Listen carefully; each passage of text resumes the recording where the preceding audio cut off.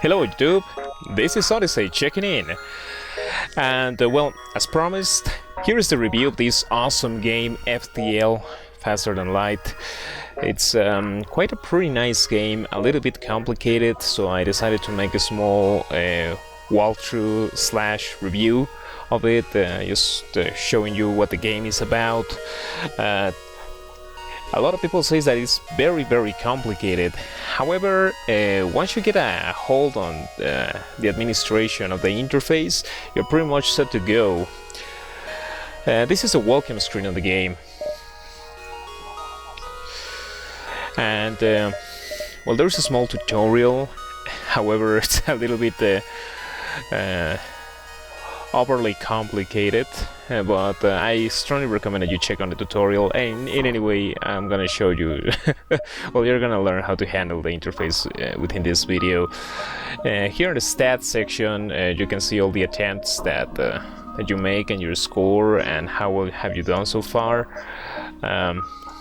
Between the options, well, I'm recording this on a window until you can notice because my screen recorder cannot capture on full screen. Frame limit, dynamic backgrounds, this definitely should be on. It has a color blind mode because some of the items on the overlay require you to know when they are on or off. They go from green to red, so this is a pretty handy option.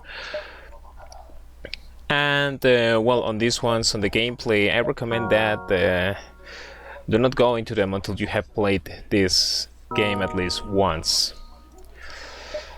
Alright, so let's hit new game.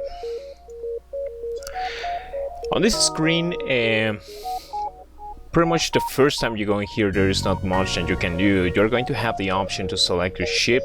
Right now I have unlocked 2 ships, but this is the only ship you're going to have by default, the Kestrel class. I unlocked this ugly square looking thing the other day, and well, this one is lovely.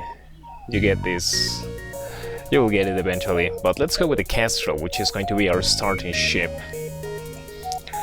It only has one layout available. However, you can unlock more layouts, for example, well, by following these mini achievements within the game, a small task that you can complete. Have 11 systems installed on the Kestrel, blah blah blah. That changed the layout. That's how the ship is internal layout is handled. It makes it a little bit more optimal or difficult depending from your perspective. Now, no point on going through all of this right now. Here you can select your crew, and it's actually quite nice because you can customize each member of your starting crew. There are small sprites, which I found it's kind of nice because you have to be moving your personnel. It has some RPG elements into it. So, and you can even rename them. Let's try to rename this one. Just hope my ex-girlfriend is not watching this. Alright. Change this guy.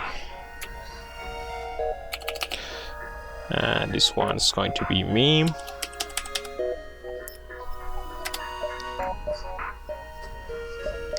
And that's a pretty big name to remember, so let's show that to Mark. Hello, Mark. And the ship, of course.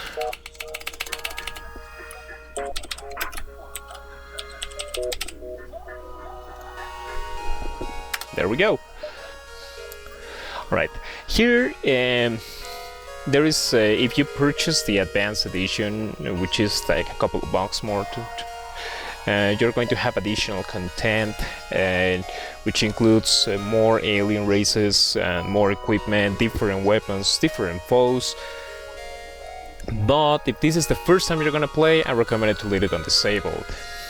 Now, difficulty levels, I recommend you to go on normal, which is gonna be pretty tough for your first time. But you'll see that this is actually a challenge. If you're not up for a challenge and just want to get a feel of the game, go on easy. Right now we're gonna go on normal because it's going to show you what you can expect in there. And well, once you hit start, there you go. Now the gameplay is based on random pop-ups, just like the one that we have on the screen, and it will be telling you the story as you go. This is a classic space story from your classic 80s TV series. We're supposed to be carrying important data and we need to get it back to our home fleet, but we're pretty far away from them. And well, your score is based on how many ships you defeat and how much exploration you do and how much scrap you collect. We're gonna get into exploration and scrap in a few moments. Once we hit continue, here we go. This is the overlay of the ship. Here we have our crew members. As you can see, each one of them eventually will be learning a specialty. Now, pretty much it works like this. This is your hull integrity. If this goes to 0, it's game over. Right, this is your shield integrity. Right now we have only one bubble. The more we upgrade the shields, eventually they go stronger. For example, one bubble equals taking one hit from enemy fire. So if the enemy fires twice, one of the hits is going to be deflected by the shield and the other one is going to go straight into the hole. We don't want that. This is our fuel. This is our scrap. The scrap is used to purchase, is the in-game coin to purchase and upgrade equipment, materials, and to perform repairs. This is the FTL drive, and well, this is going to allow us to jump to the next system. I'll show you that in a second. Here on ship, it's going to give you your ship details. The first one we have is the shields, engines, medbay, oxygen, and weapon control. As you can see, all of them have bars upon them. These bars are power that they need to actually work. This is your ship reactor, and this is how many bars do you have on your reactor. So right now we are using all of this power up here to power up our main systems, and our subsystems. 10 o'clock p.m. My computer likes to tell the time, usually every hour. I'm sorry. And well, and the subsystems are also required for the ship to operate. For example, if you don't put power on the piloting wheel, then the ship's not gonna move. Sensors are good to check up on the inside of your ship, especially when you're boarded. And the door system will allow you to open and close doors. Eventually, each of these systems can be upgraded. For example, you can upgrade later to blast doors and then to improve blast doors and even to super blast doors. You're gonna need those ones. Let's hit OK on this one. Now, we just saw that everything on the ship needs power. So let's see what happens if I click here. Make a left click. That removed the power from the shields, but as you can see, the shields are powered down, so there's nothing here. I want to raise my shields. There we go. Pretty much for the rest of the systems. The medbay, here's the medbay. You're going to need that to heal your crew. And the oxygen, be very careful with this one. This should always have power into it, because if you remove the oxygen, everyone will die aboard the ship. So this is a system that you actually want to protect at all cost. As you can see, the overlay of the ship shows you a few doors. It allows you to manipulate doors. So let's see what happens if we open one to outer space. Do you see how they turn into red? That means that there is no oxygen into this section.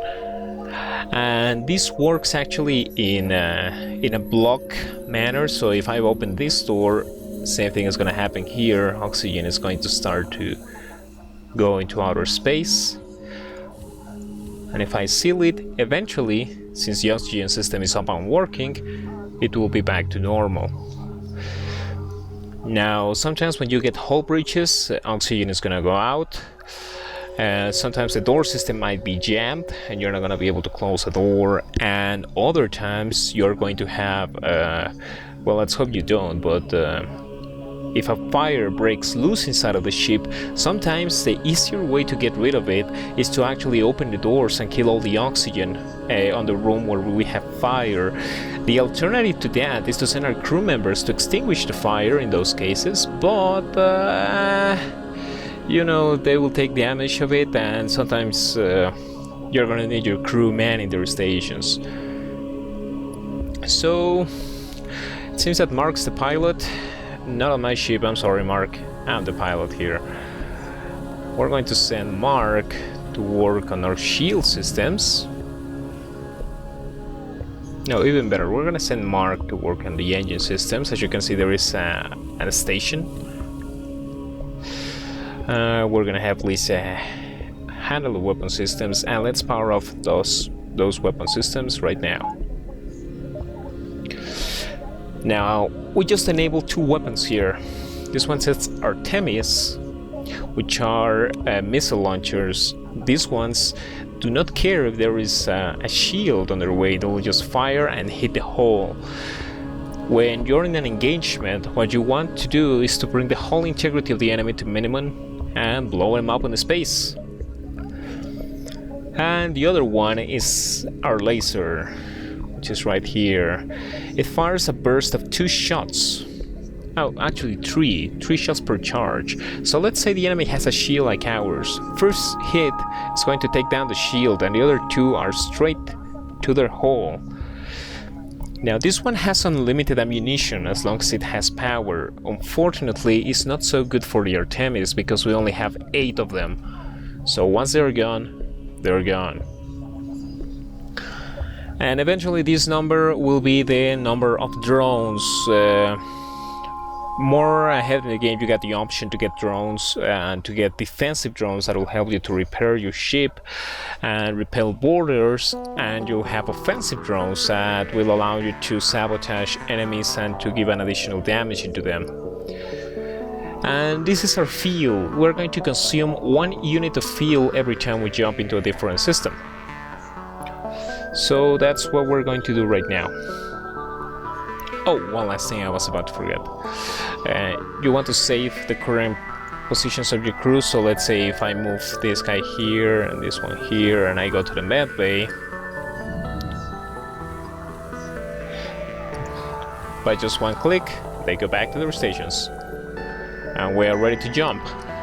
The ship will not jump and will not move without a pilot, so if there is no one here, I'm so sorry. Same thing for the weapon systems. Let's make a jump. Now we are here, and the only option that we have to go is here, and from here we got the option to traverse the map from any of these directions. Now every time that you arrive into an alternate system, you're going to get a random pop-up with a small challenge to take care in here. So let's make a quick jump to the nearby system.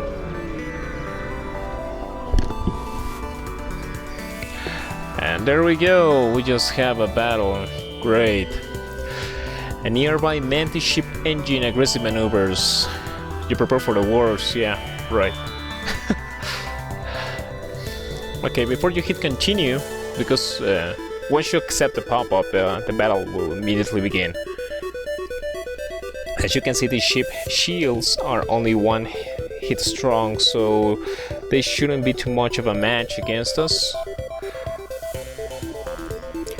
I'm going to power down the Artemis and take them out with lasers only, just to preserve the ammunition.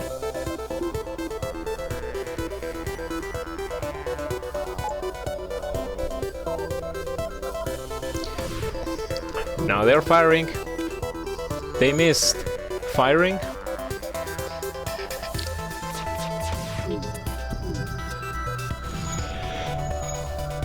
We're hit. Oh, you know what? Screw it.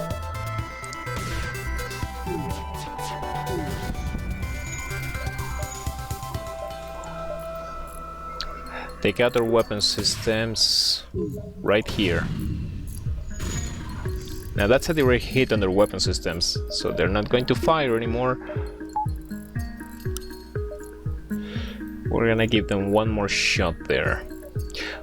As you can see, we took some damage right now.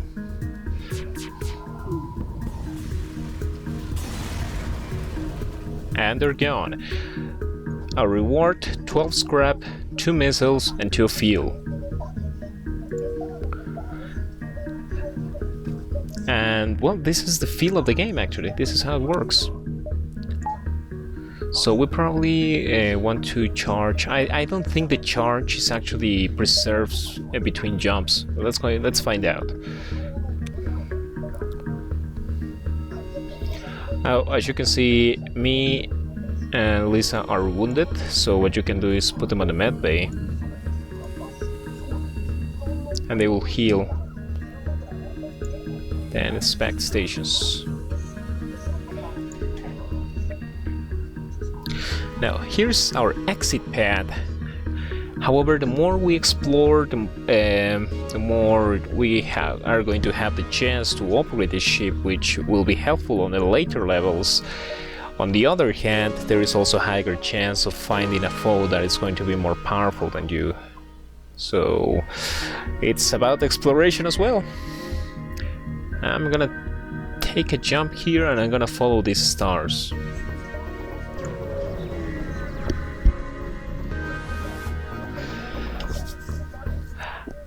Automated Rebel Scout, attacking a small refueling outpost.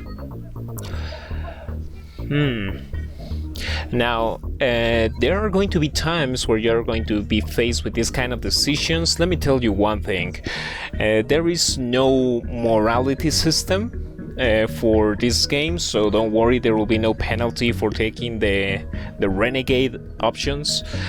I do, however, have to say that you need to think on this game from the perspective that the survival of your crew and your ship are no more important than anything else. Alright? So it's first you and your ship, and then everything else that you want. At least if you plan to win, that's the way to go. On the other hand, sometimes playing the good guy will give you some rewards. Sometimes the people you save or help will be very grateful and will give you some stuff as payment. And sometimes they'll just say thank you and you'll be on your way. So it's a gamble. Whatever you want to play these ones, go ahead. On my end, this thing has no shields. So I kind of gonna need the scrap, and being a rebel scout, probably we're gonna get some weapons, so let's see what we can get.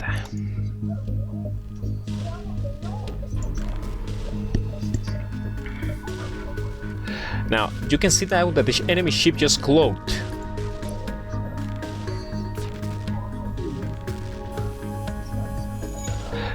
Ow! I got damage in the medbay. Now we disable their weapons.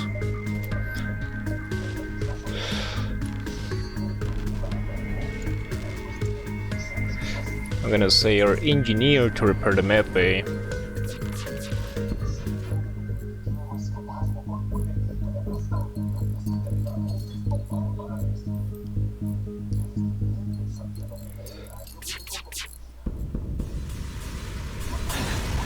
Target destroyed. Now the outpost is grateful. Thanks for the help. Take this on the house. Now that was a pretty productive battle. Now you might be wondering at this point, is there a way we can save? And the answer is yes, the game is automatically saved every time you jump. And no, if you get destroyed in a jump, you have to start all over again. You have to finish everything in one run. I can quit right now and I can take over again from this point, or I can just keep throwing the dice and see what what lies ahead. Right now we're gonna make another jump.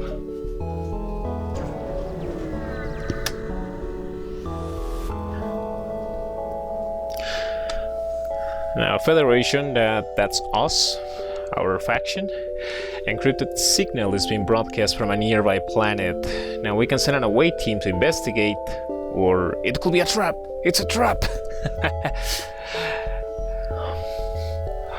Alright, let's see what we get. Send an away team. We found a secret Federation outpost, but it appears the rebels have found it before you. The place is empty and faint blood stains can be seen in the living quarters. You find the encrypted signal emitter and shut it off before leaving. Well, that was a total waste of time. Alright. Oh yeah, I forgot to mention this part. Eventually the enemy fleet is trying to catch upon you and the vital information that you possess, so the longer you take exploring the system, the closer they are going to get. If they close upon you, it's game over too. Now we have a store here. So what I'm gonna do is I'm gonna jump here and then I'm gonna go to the store and then we're gonna take this path, which is going to give us more ground.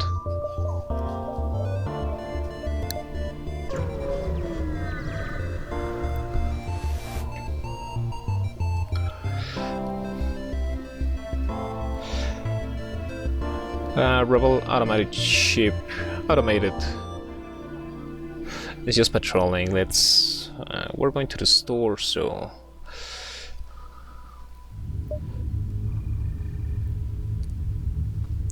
let's take her down.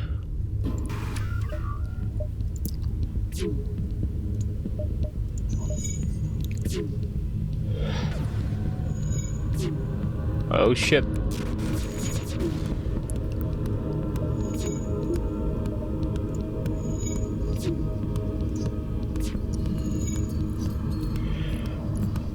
Now this little part of the ship is the one controlling that drone, so if I take it down I'll get rid of the drone that is just circling my ship.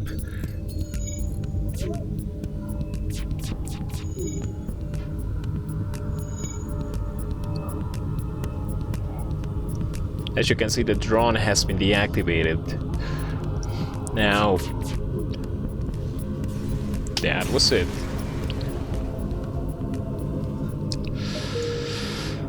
Not exactly the bounty I was expecting. And I got wounded. Damn. And this guy was not on his station. God damn it, Mark. We were not on your station. Send him back. Next jump to the store.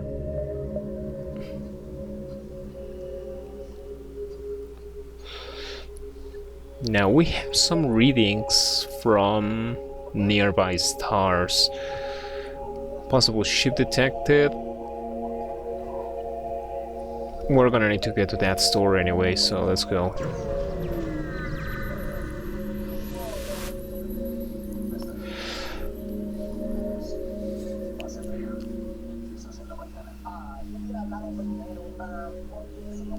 Okay, we got a bunch of beggars. Okay, what do they get? Here is where you can upgrade your ship. You can fix 1 point of your hull by 2 units of scrap, or fix everything by 14. I say fix everything. Always try to keep at least 75% of your hull whenever you visit a store, because if you find a bigger foe than you, you're gonna need that hull in order to hold the battle while you can jump out of a system. Pick your battles, you're not gonna be able to win all of them. Now, we cannot afford a weapon pre-igniter, which will be pretty nice. Cooldown between weapon shots is improved by 10% with this one. Or we can hire crew members, which are from other species, as you can see.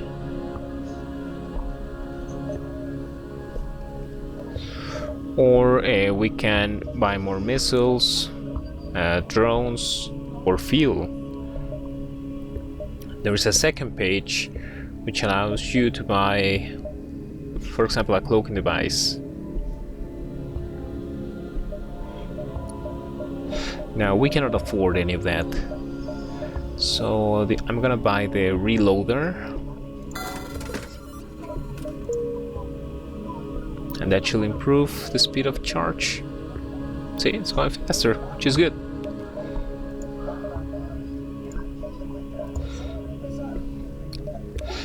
Now let's make one more jump. Possible ship detected. And yes, it is very close to a sun. This beacon has been placed too close to a supergiant class M star. The ship will gradually overheat until you get out of here or die. And we got a dumb pirate ship closing in for the kill. Let's take him out.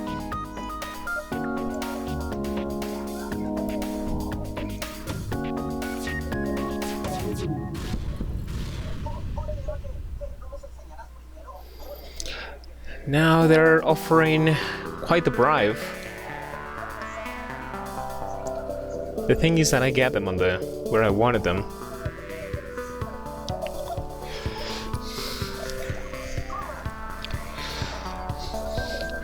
They're offering a couple of missiles, but I already wasted one. Now let's take them down just because we can.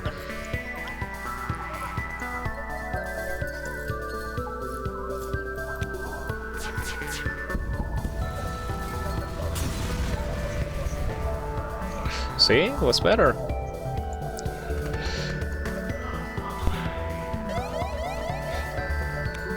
Not good.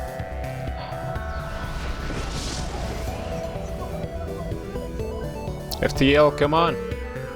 Ready to jump. Possible ship detected. Possible ship detected. Not much to choose, huh? Okay.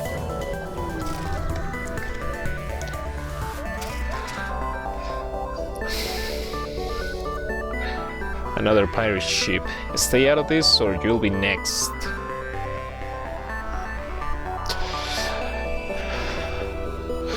I don't like threats. Let's take him down.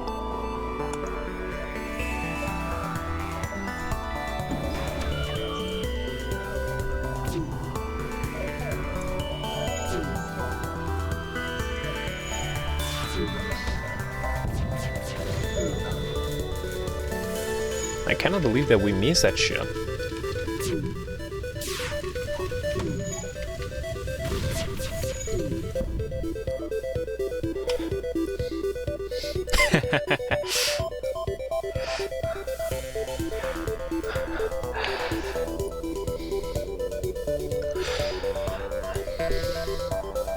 They threatened my ship and my crew.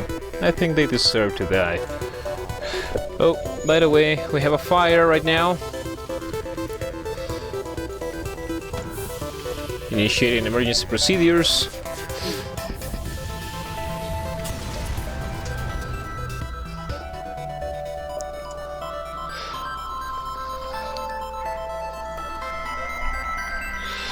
Okay, that was good. Good profit. Let's wait for the fire to extinguish. There we go, that fire cut me out of guard for a second. Let's get everyone to heal.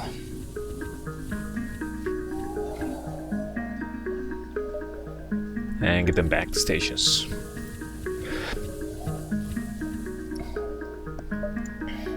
And here's the part where we can make our exit.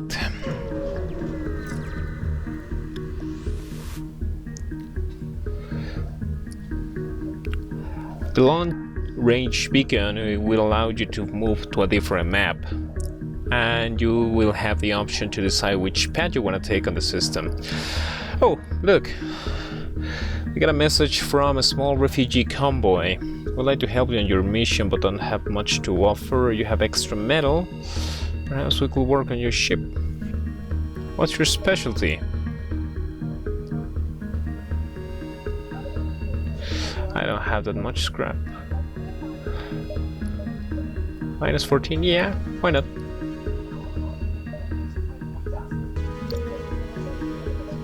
Okay, they improve our sensor systems. As you can see now, door sensors level 2 see enemy interior. That's nice.